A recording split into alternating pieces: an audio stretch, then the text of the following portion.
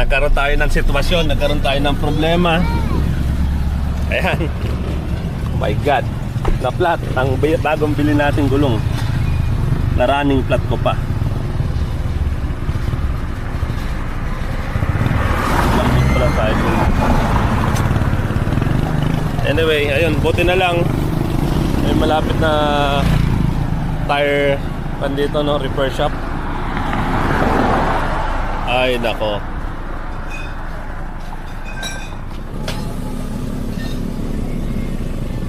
Mukhang maliit lang. Pwede ba mo? Mukhang maliit lang. Mangat pa eh, no?